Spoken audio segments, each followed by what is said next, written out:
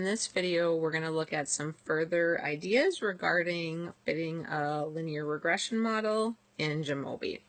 What we're going to go to is the regression option under our analyses tab once we have our data imported, and we will go to linear regression.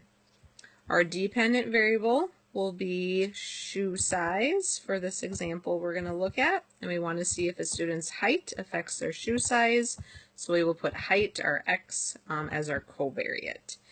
What we have here under the estimates is that our line we would get would be that y equals negative 10.616 plus 0.298x as a relationship between height and shoe size.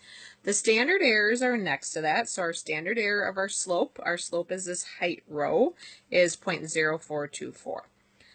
So if we take our 0.298 and divide by our 0.0424, we get a test statistic of t equals 7.04, which produces a p-value that's smaller than 0.001, telling us that we do expect to see a positive, or just a linear relationship between height and shoe size in the population.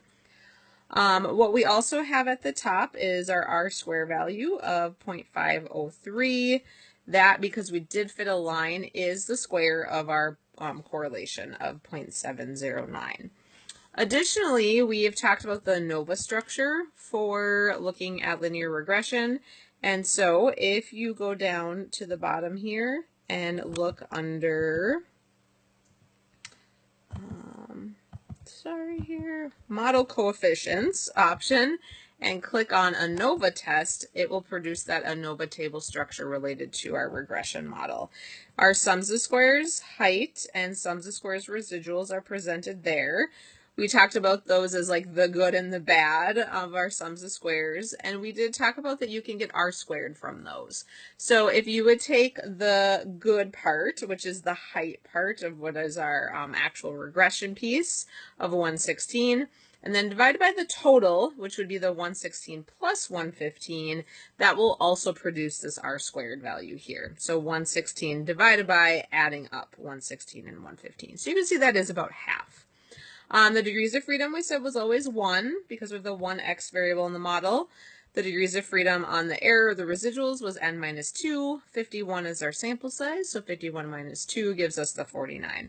Our mean squares then are our sums of squares divided by the degrees of freedom, and that produces our f of 49.6. And we did talk about that this f of 49.6 will be the square of our t, so that these are directly related and will produce the same p-value, telling us again that we do expect to see a linear relationship in the whole population of students. Another thing that we talked about is the standard deviation of error, which we had called S sub epsilon, and you can get that as the square root of the MSE. For us, the MSE is the mean square residual, so the residuals are the errors. So if you take the square root of 2.34, that would be that statistic that we had talked about.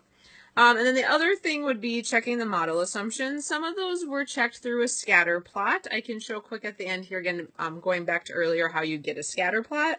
But another thing we did check is if the residuals appeared to be normally distributed, and we just kind of looked at that by seeing if a histogram appeared to be symmetric. How you can get the residuals from this program is under the save option at the very bottom. You will click on residuals. Once you've done that, if you go back and look at your data, which is this tab up here, and you scroll all the way to the end of your data set, you will see that the residuals have now been added to your data set. So you can plot them. So if we go back under the analyses tab and we go to exploration and descriptives, this is where we can get a histogram. Now scrolling all the way to the bottom, we do have residuals here as an option. So we can put that as our variable. And then opening up plots down here, I'll check on histogram. And so here is a histogram of our residuals. So we just want to make sure that this looked fairly symmetric and that we were not seeing something different. And then lastly, if you did want that scatter plot to check the other conditions that we had talked about in the course, you can go to exploration and then to scatter plot, and then put your variables in here. So our height was our x, affecting our shoe size, which was our y.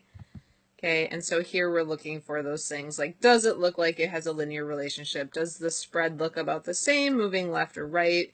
And making sure we don't have any crazy outliers and things like that.